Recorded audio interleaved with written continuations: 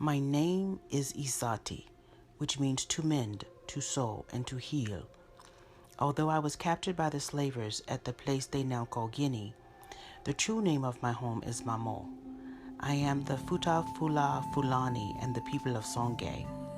My family are weavers, seamsters, and seamstresses to the royal families of Songhai. There was no fabric that could not be spun. There was no silk that could not be woven. And it was widely recognized by all that I was born with the gift of knitting and stitching.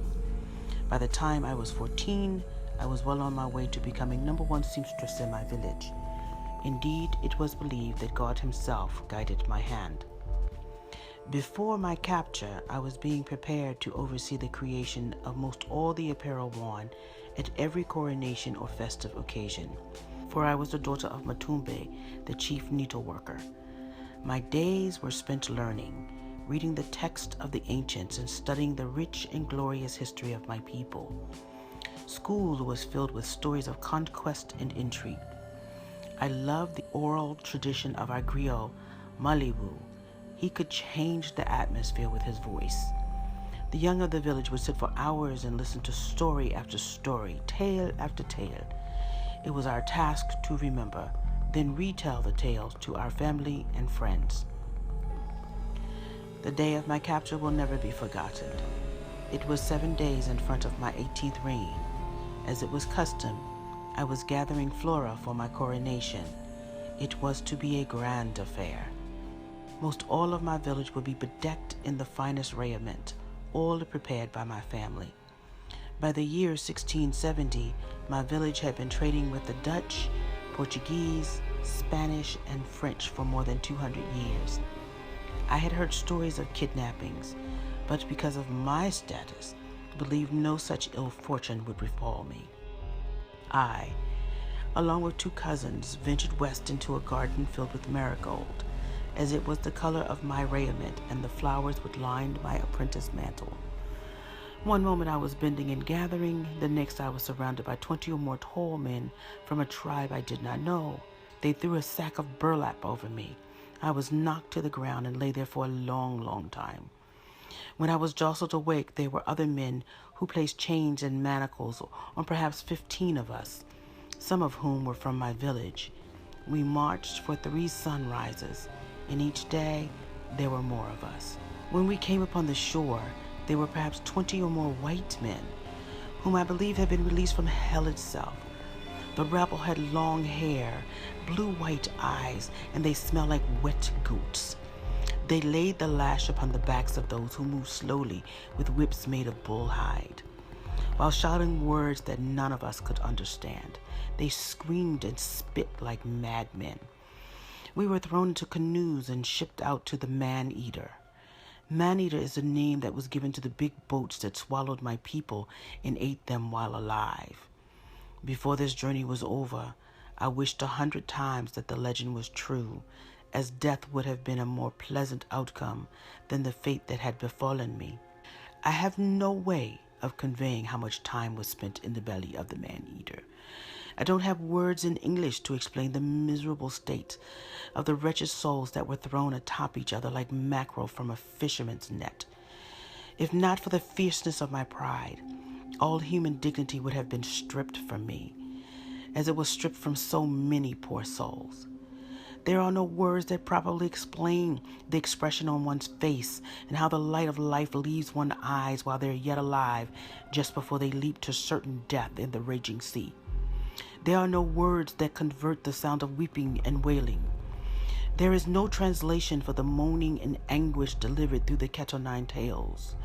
There are no words for the stench of urine, feces, and fear that mingled and rose from the hold of the good ship Beaver.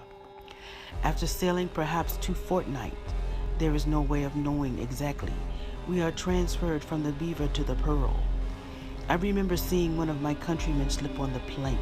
His neck snapped like a green bean. He tumbled to his death and drifted off with the tide. I recall my thinking was that he might be better off than the surviving lot of us. On the Pearl, I was thrown in the hole beside several sacks of cayenne carter red pepper. There were two who lay beside me whose bodies reacted to the pepper in a manner that caused their bodies to swell. Their eyes bulged and hives broke out all over their skin. They moaned and groaned as their bodies bloated and swollen to almost bursting. The black pilot of the ship, who was not the captain I would later learn, was the cause of me being removed from beside the pepper. I must say that, had he not provided intervention, I would have died from my fits of sneezing and coughing. We arrived at New Amsterdam in the high heat of summer. There was such a bustling ruckus and busyness banding about that confusion seemed to be the order of the day, and there were as many black milling about as white. I was taken to a tavern where I was washed by some black women who spoke only Dutch, Portuguese, and a dialect of Mindi that I could not understand.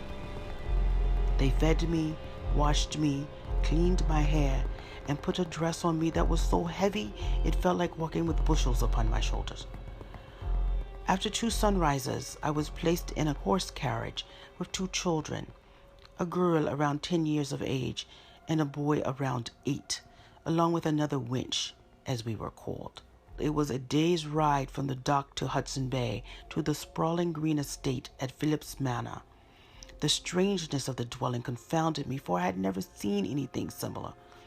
We approached during the night, and the lanterns in the 2 large windows made it appear to be a huge monster with yellow eyes, with smoke billowing from 2 chimneys that looked like ears on either side. It was as terrifying as a slave ship. We were taken to a small wooden hut, one of perhaps 10 lined along the south side of the estate. There we were given food, water, and blankets. On the very next sunrise, we were all, more than 30 or so, including little Shola and Olumide, forced to stand in a line as the Mrs. Margaret Phillips, an overseer named Master Henry, and 2 house slaves inspected us. The missus appeared to have no lips, just a cruel line where her mouth should be, and the meanest set of eyes I'd ever seen on a human. After inspecting us all, she came back to me, and the line where her mouth should be softened a little. She beckoned me from the line and instructed both Shola and Olumide to accompany her to the manor. It was there made clear that I was to see after the children. After the children, I worked from can't see to can't see. I emptied the slop buckets. I scrubbed and cleaned the linen, the walls, the doors, the soot from the fireplace and the soot from the kiln. I washed the windows, the dishes, the pots, and the pans. I swat the carpets, swept and mopped the floors, scraped the wax from the candle holders, mended the curtains, dusted the furniture, and fed the dogs. I slopped the hogs and fed the chickens. I milked the cows and cleaned the troughs. I polished the silver and the guns. I washed the clothes, darned the socks, sewed the sweaters and the coats. When I expect I worked 18 to 20 hours a day, I worked till my back, my knees, and my hands pained me to tears. There were 2 occasions where I saw the boatman named Thimble who had rescued me from the death of the red pepper. Once, while I was braiding Shola's hair, he entered the rear of the mansion, never seeing me. And once, when Olumide and I were at the wharf collecting perch and codfish, he never saw me. I was a slave on the estate for 12 moons before he spotted me carrying a bushel of pears on the dock at Schuyler's Hook, where our eyes locked. My heart forgot to beat for a time. From that day forward, every day that he was landside, I would see him. One late evening before Sabbath, as there was no work the next day, he heard me singing a song from my homeland. I was again braiding Shola's hair while singing in my native Pula and Fula. He came close to the porch and smiled while I sang. He did something which caused my heart to almost leap like a white-tailed deer. He spoke to me in both Pula and Fula. I had not heard the language of my people spoken so beautifully in more than a year's time. His words had hope and promise in them. When he finished speaking and I continued singing, it was his voice which made the music.